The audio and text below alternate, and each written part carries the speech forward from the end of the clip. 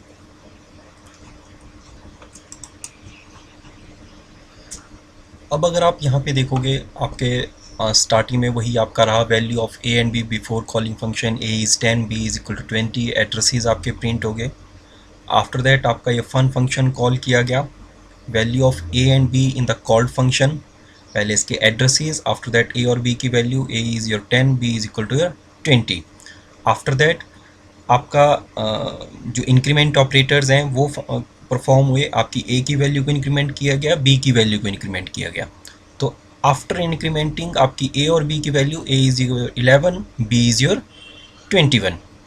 आपके फंक्शन का काम यहीं पे ख़त्म हुआ। आफ्टर दैट आपकी एग्जीक्यूशन है वो वापस फिर से आपके कॉल्ड फंक्शन में चलेगी। तो यहाँ पे हम ए और बी की वैल्यू को फिर से प्रिंट कर रहे हैं। तो आफ्टर जब हम अपने कॉलिंग फंक्शन में आ गए, वहाँ पे ए और बी की वैल्यू को जब प्रिंट किया गया, तो ए आपके पास फिर से क्या है, 10 है, बी आपके पास फिर से 20 है। तो ये चीज़ होती है आपकी पास बाय वैल्यू। जब आप पास बाय वैल्यू करते हो, तो जब आपकी वैल्यू आपके कॉल्ड फंक्शन के अंदर जाती है, वहाँ पे चाहे हम उस वैल्यू को किसी तरह से मॉडिफाई कर दें, मगर वो मॉडिफाइड वैल्यू आपके कॉल्ड फंक्शन के अंदर ही काम करेगी, ये यहीं पे रहेगी। जब आपका फंक्शन वापस फिर से अपने कॉलिंग फंक्शन के अंदर जाता है, तो वहाँ पे उस मॉडिफाइड वैल्यू के चेंजेस आपके रिफ्लेक्ट नहीं होंगे, वहाँ पे वही वैल्यूज़ रहेंगी जो आपके इस फंक्शन के अंदर, आपके कॉलिंग फंक्शन के अंदर डिफाइन की गई थी। तो ये चीज़ रहती है आपकी, कभी भी वैल्यूज़ को वापस मॉडिफाई नहीं किया जा सकता थ्रू पास बाय वैल्यू। अब नेक्स्ट जो आपके पास सेकेंड वन टेक्निक है, that one is your pass by reference. Last case में हम वेरिएबल्स की वैल्यू को सेंड करते हैं। पास बाय रेफरेंस के केस में हम वैल्यू सेंड नहीं करते हैं, हम यहाँ पे वेरिएबल का एड्रेस सेंड करेंगे। आपका जो वेरिएबल है जिसमें किसी तरह की वैल्यू को स्टोर किया गया है, वो वेरिएबल आपकी मेमोरी लोकेशन पे किस एड्रेस के ऊपर स्टोर्ड है, हम उस मेमोरी एड्रेस को सेंड करते हैं अपने फंक्शन को। जो आपका कॉल्ड फंक्शन है वहाँ पे उसके एड्रेसेस को सेंड किया जाएगा। तो आपकी कॉल्ड फंक्शन से उस मेमोरी एड्रेस को एक्सेस किया जाएगा। तो जब इस तरह से हम फंक्शन को यूज़ करते हैं, तो वहाँ पे आपके जो आपका कॉल्ड फंक्शन है उसकी वैल्यू का जो एड्रेस होगा, और वही वैल्यू जब आपके कॉल फंक्शन को जाएगी, कॉलिंग फंक्शन से आपकी वैल्यू जब कॉल्ड फंक्शन में ट्रांसमिट होती है, तो दोनों के जो एड्रेसेस रहते हैं वो हमेशा आपके सेम रहते हैं, क्योंकि आप एक सेम मेमोरी एड्रेस के ऊपर वर्क कर रहे हो। आपके कॉलिंग फंक्शन के अंदर जो वेरिएबल है उसका भी सेम मेमोरी एड्रेस है, और आपका जो कॉल्ड फंक्शन है उसके अंदर आप जो वैल्यू के ऊपर वर्क कर रहे हो उसका भी आपका सेम एड्रेस रहेगा। तो ड्यू टू दैट थिंग, अगर आप अपने कॉल्ड फंक्शन के अंदर वैल्यूज़ के ऊपर किसी तरह से उसको मॉडिफाई करते हो, तो वो चेंजेस वापस आपके कॉलिंग फंक्शन के अंदर भी रिफ्लेक्ट बैक होंगे। इसको जो लिखने का तरीका है वो हम यहाँ पे लिखते हैं, जैसे आप फंक्शन को डिक्लेयर करते हो तो वहाँ पे आपका return type, function name, after that type star, ये एस्ट्रिक साइन यूज़ किया जाता है। ये एस्ट्रिक आपका पॉइंटर वेरिएबल होता है। हम आगे इसको देखेंगे सी लैंग्वेज की सीरीज़ में कि आपके पॉइंटर्स कैसे होते हैं। यहाँ पे आप इस एस्ट्रिक को सिर्फ इस तरह से याद रख लो कि ये पॉइंटर्स होते हैं। ये पॉइंटर बेसिकली आपके मेमोरी एड्रेसेस को पॉइंट करने के लिए यूज़ किए जाते हैं। जहाँ पे भी पॉइंटर यूज़ किए जाएंगे उसका मतलब होता है कि आप एक मेमोरी एड्रेस की तरफ पॉइंट कर रहे हो। तो यहाँ पे इन एस्ट्रिक साइन का लिखना नेसेसिटी है। आप यहाँ पे लिखा जाता है type then is your asterisk. After asterisk sign आप किसी तरह की आर्ग्यूमेंट भी लिख सकते हो। अपनी डिक्लेरेशन कर रहे हो तो यहाँ पे आप चाहे डेटा टाइप लिखो या डेटा टाइप एंड आर्ग्यूमेंट लिखो, दोनों चीज़ें आपकी ठीक रहती हैं। तो यहाँ पे आप type asterisk comma type asterisk so on up to जितने भी वेरिएबल्स आप अपने सेंड कर रहे हो, जितनी वैल्यूज़ को आप अपने कॉलिंग फंक्शन से कॉल्ड फंक्शन को सेंड कर रहे हो, वो सभी आप यहाँ पे दोगे। आफ्टर दैट आपका मेन फंक्शन, वहाँ पे आप अपनी जैसे भी स्टेटमेंट्स लिखते हो, जिस फंक्शन को आप कॉल कर रहे हो वो चीज़ लिखोगे। आफ्टर दैट आपका जो फंक्शन है आप जिसको कॉल करने जा रहे हो आप उसको लिखा जाएगा। अब यहाँ पे लिखने का तरीका है return type, function name, then type asterisk pointer argument 1, type pointer to argument 2 and so on up to type pointer to argument n। जितने भी आप वेरिएबल्स को यूज़ करना चाहते हो अपने कॉल्ड फंक्शन के अंदर, उन सभी को आप लिखोगे। सबके आगे आपने लास्ट केस में हम क्या पास बाय वैल्यू केस में हम सिर्फ आर्ग्यूमेंट लिखते, वेरिएबल का नाम लिखते थे। मगर आप क्या है, उस वेरिएबल के आगे आप ये पॉइंटर साइन लगाओगे, एस्ट्रिक लगाओगे, that mean is your pointer to argument 1। मतलब ये आर्ग्यूमेंट 1 जो ये वेरिएबल है, इसके मेमोरी लोकेशन को पॉइंट आउट कर रहा है। आफ्टर दैट आप अपना फंक्शन के अंदर डिफरेंट तरह की स्टेटमेंट्स लिखोगे, आपने डिफाइन करोगे ये फंक्शन क्या काम करने जा रहा है। अब फंक्शन को जब हम डिफाइन कर रहे हैं तो इस डेफिनेशन के अंदर आप ये जो आर्ग्यूमेंट लिख रहे हो, इन आर्ग्यूमेंट का काम है आपके पास आपके कॉलिंग फंक्शन से जो मेमोरी एड्रेसेस सेंड किए जा रहे हैं, ये उनको स्टोर करने का काम करता है। तो बेसिकली आपके पास यहाँ पे जो आर्ग्यूमेंट लिख रहे हैं, इनके अपने भी मेमोरी एड्रेसेस होंगे। उन मेमोरी एड्रेसेस में आप कॉलिंग फंक्शन से जो एड्रेसेस आ रहे हैं उनको स्टोर करने का काम करोगे। जैसे हम नेक्स्ट एग्जांपल में देख लेते हैं। हमने यहाँ पे एक नंबर स्वैपिंग के लिए एक प्रोग्राम डिज़ाइन किया गया है। हम यहाँ पे दो नंबर्स की वैल्यूज़ को आपस में स्वैप कर रहे हैं with the help of pass by reference. तो यहाँ पे पहले हमने फंक्शन को डिक्लेयर किया, वॉइड स्वैप नाम का हमने यहाँ पे फंक्शन बनाया है, swap int pointer comma int pointer. Then आपका जो मेन फंक्शन है उसको डिफाइन किया गया, इंट मेन। यहाँ पे दो वेरिएबल्स हम ले रहे हैं, int a is equal to 10, b is equal to 20। After that हम यहाँ पे यूज़र के लिए स्क्रीन के ऊपर एक मैसेज शो कर रहे हैं, प्रिंट है बिफोर कॉलिंग फंक्शन a और b की वैल्यू प्रिंट की जा रही है। फंक्शन को कॉल करने से पहले a की वैल्यू क्या थी और b की वैल्यू क्या थी, तो वो यहाँ पे a is equal to 10, b is equal to 20 आपके स्क्रीन के ऊपर आएगा। आफ्टर दैट आप यहाँ पे स्वैप फंक्शन को कॉल कर रहे हो। जब आप फंक्शन को कॉल करोगे तो यहाँ पे हम जब स्वैप लिखेंगे तो पैरेंथेसिस के बीच में आप जब वेरिएबल का नाम लिखते हो तो उसके आगे आप लगाओगे ये एड्रेस ऑफ ऑपरेटर। अगर आप सिर्फ a और b लिखते हो तो उसका मतलब होता है आप वैल्यूज़ को सेंड कर रहे हो। मगर हम यहाँ पे पास बाय रेफरेंस यूज़ कर रहे हैं तो बेसिकली हम a और b वेरिएबल्स के एड्रेसेस को सेंड करेंगे अपने फंक्शन को। तो उसके लिए आपको यहाँ पे इसके आगे वेरिएबल के नाम के आगे एड्रेस ऑफ ऑपरेटर का लगाना नेसेसिटी है। तो यहाँ पे हम लिखेंगे address of a comma address of b। After that आप फिर से यहाँ पे प्रिंट एफ स्टेटमेंट ले रहे हो, आपने स्वैप फंक्शन लगा लिया। जब आपका प्रोग्राम एग्जीक्यूट होगा तो जैसे ही आपका स्वैप स्टेटमेंट आएगी, ये वाली स्टेटमेंट एग्जीक्यूट होगी, तो आपका प्रोग्राम का कंट्रोल आपके स्वैप से डायरेक्टली आपके कॉल्ड फंक्शन के ऊपर ट्रांसमिट हो जाएगा।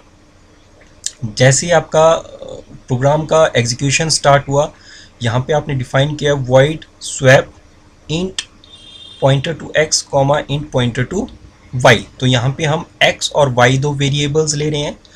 अब इन x और y वेरिएबल के मेमोरी लोकेशन के अंदर अपने अलग से एड्रेसेस होंगे, मगर इन x और y जो आपके वेरिएबल्स नाम के जो वेरिएबल्स हैं, ये बेसिकली आपके यहाँ पे पॉइंटर का काम करेंगे। तो बेसिकली ये x और y आपके मेमोरी लोकेशन को स्टोर करेंगे, जो मेमोरी लोकेशन होगी आपकी a और b वेरिएबल की। हम यहाँ से a का मेमोरी एड्रेस ट्रांसमिट कर रहे हैं, वो आपके x में स्टोर होगा।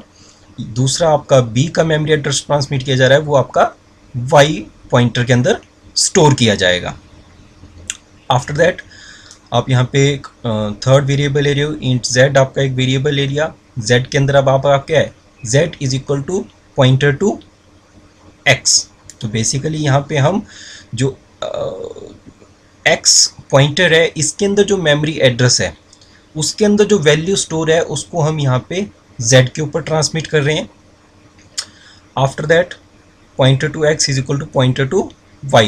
अब x के अंदर, x पॉइंटर के अंदर जो मेमोरी एड्रेस है, उसके ऊपर आप y पॉइंटर के अंदर जो वैल्यू है उसको आप स्टोर कर रहे हो।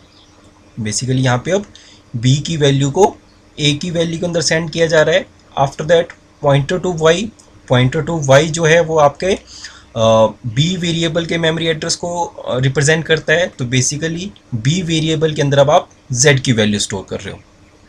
After that, after modification is called in called function x is equal to percent d, y is equal to percent d. तो यहाँ पे आपके पास a और b इनकी जो वैल्यूज़ हैं बेसिकली आपके स्वैप हो जाएंगी. अब तो डायग्राम देख लेते हैं कि ये कैसे वर्क करेगा. अब यहाँ पे आपके पास a वेरिएबल है, यहाँ पे आपने जो डिफाइन किया गया आपके पास a वेरिएबल आपने डिफाइन किया है जिसके अंदर आपने 10 वैल्यू को स्टोर किया है. मगर इसका हम सपोज करके चल रहे हैं कि आपका जो मेमोरी एड्रेस है आपका वो है आपके पास 1000. मतलब आपका a वेरिएबल में जो वैल्यू है वो आपके मेमोरी के अंदर 1000 मेमोरी एड्रेस पे स्टोर है. दूसरा आपका 20 बी वेरिएबल है जिसके अंदर आपने 20 वैल्यू स्टोर की है. इसका जो मेमोरी एड्रेस है वो है आपके पास 1002. तो जब हम पास बाय रेफरेंस यूज़ कर रहे हैं तो जैसे ही यहाँ पे आपने स्वैप फंक्शन यूज़ किया, आपने फंक्शन को कॉल किया, यहाँ पे आपके पास ए और बी के मेमोरी एड्रेसेस को सेंड किया गया. लास्ट केस में जब आपने पास बाय वैल्यू की थी तो वहाँ पे आपके पास जो ए और बी वेरिएबल में जो वैल्यू होती थी वो ट्रांसमिट होती थी आपके आगे को. मगर यहाँ पे आपका जो मेमोरी एड्रेसेस हैं ये ट्रांसमिट होंगे. नेक्स्ट आपने यहाँ पे दो पॉइंटर्स डिक्लेयर किए x एंड y. अब x का यहाँ पे अपना मेमोरी एड्रेस होगा, y का यहाँ पे अपना मेमोरी एड्रेस हो सकता है. हो सकता है कि जैसे आपके पास जो x है उसका जो मेमोरी एड्रेस है दैट वन इज योर 3000 और y जो आपका पॉइंटर है उसका जो एड्रेस है दैट वन इज योर 3004. ये होंगे क्योंकि आपके x और y भी आपके एक तरह के पॉइंटर डिक्लेयर कर रहे हो, ये एक तरह के वेरिएबल्स होते हैं. तो ये x और y वेरिएबल भी आपकी मेमोरी के अंदर कहीं ना कहीं आपकी मेमोरी एड्रेसेस को एक्सेस करेंगे. अब ये जो आपके पॉइंटर हैं इनका काम होता है ये स्टोर करते हैं मेमोरी एड्रेसेस को. तो बेसिकली यहाँ पे आपका जो a वेरिएबल था इसका जो मेमोरी एड्रेस था दैट वन इज योर 1000. ये आपका स्टोर हो जाएगा अब x के अंदर. और आपका जो v वेरिएबल था उसका जो मेमोरी एड्रेस था दैट वन इज 1002. ये स्टोर हो जाएगा आपके y वेरिएबल के अंदर. अब यहाँ पे जब आपका स्वैप फंक्शन यूज़ होगा तो यहाँ पे आपका ये a और b वेरिएबल यूज़ नहीं किए जाएंगे. इन यहाँ पे इसके बेसिकली आपके मेमोरी एड्रेसेस को यूज़ किए जाएंगे. जब आप पॉइंटर टू x लिख रहे हो तो पॉइंटर टू x का मतलब है आप इस 1000 मेमोरी लोकेशन को एक्सेस कर रहे हो. ये a वेरिएबल को डायरेक्टली एक्सेस नहीं कर रहा है, ये बेसिकली इस मेमोरी एड्रेस को एक्सेस कर रहा है. तो इस मेमोरी एड्रेस के ऊपर आपका a वेरिएबल स्टोर है जिसमें आपकी वैल्यू 10 स्टोर है. तो जब आप पॉइंटर टू x लिख रहे हो तो मतलब आप इस मेमोरी लोकेशन के अंदर जो वैल्यू स्टोर होगी आप उसको एक्सेस कर रहे हो 10 को. तो पास बाय रेफरेंस जब किया जाता है इस केस में आपने जब इस फंक्शन को कॉल किया है, आपका ये जो कॉल्ड फंक्शन है इसमें अगर आप अपनी x जो भी वैल्यूज़ आपकी हैं x y नहीं, जो भी आप वैल्यू यूज़ कर रहे हो, अगर उसमें आप किसी तरह के चेंजेस करते हो तो वो चेंजेस बेसिकली इस मेमोरी एड्रेस के ऊपर होंगे जैसे इसमें भी किया गया. आपने यहाँ पे आपकी जो a और b की वैल्यू थी, a में आपके पास 10 था, b में आपके पास 20 था. तो जब आपने यहाँ पे लिया है तो यहाँ पे आपने क्या है पॉइंटर टू x, जैसे सपोज ये 1000 मेमोरी लोकेशन है तो z में आपने z जो वेरिएबल था इसको आपने जो वैल्यू असाइन की वो की आपने 1000 मेमोरी लोकेशन के ऊपर जो डेटा स्टोर था वो था आपके पास 10. तो बेसिकली यहाँ पे z के अंदर आपने 10 स्टोर कर लिया. फिर आप पॉइंटर टू x, अब इस मेमोरी लोकेशन को एक्सेस कर रहे हो और इसको वैल्यू असाइन कर रहे हो आप पॉइंटर टू y. अब पॉइंटर टू y में आपके पास है memory location that one is 1002. तो 1002 के अंदर आपका जो डेटा है दैट वन इज योर 20. तो यहाँ पे आप अब 1000 जो मेमोरी लोकेशन है उसके अंदर आप डेटा स्टोर कर रहे हो 20 जो आपके 1002 मेमोरी एड्रेस के ऊपर था. तो यहाँ पे आपने 20 स्टोर कर लिया. आफ्टर दैट जब आपकी थर्ड लाइन आई तो यहाँ पे अब क्या है आपका पॉइंटर टू y 1000 जो मेमोरी लोकेशन है 1002 उसके अंदर आप z के अंदर जो वैल्यू स्टोर थी उसको स्टोर कर रहे हो. यहाँ पे आप pointer to y assign z, तो z के अंदर आपने पहले पॉइंटर टू x की थी दैट मीन्स 10. तो अब पॉइंटर टू y में आपकी जो वैल्यू आ गई वो आ गई आपकी 10. ठीक है. तो बेसिकली यहाँ पे आपके पास जब आपको एड्रेसेस आए थे तो x के अंदर आपका पॉइंटर टू x जो मेमोरी एड्रेस है उसके अंदर आपका 10 था, पॉइंटर टू y के अंदर आपके पास 20 था। मगर जब आपने स्वैप किया तो पॉइंटर टू x के अंदर आपके पास 20 है, पॉइंटर टू y के अंदर आपका 10 है।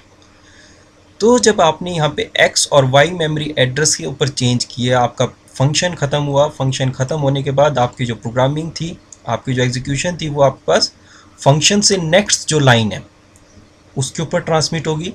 आफ्टर दैट आपका आफ्टर कॉलिंग द फंक्शन, अब आपका कॉल फंक्शन जो कॉल थी वो ख़त्म होगी। तो फंक्शन के कॉल होने के बाद हम यहाँ पे अब नेक्स्ट लाइन में a और b की वैल्यू को प्रिंट कर रहे हैं। तो यहाँ पे अगर आप अब चेंजेस देखोगे तो a में आपके पास 20 है, b में आपके पास 10 है।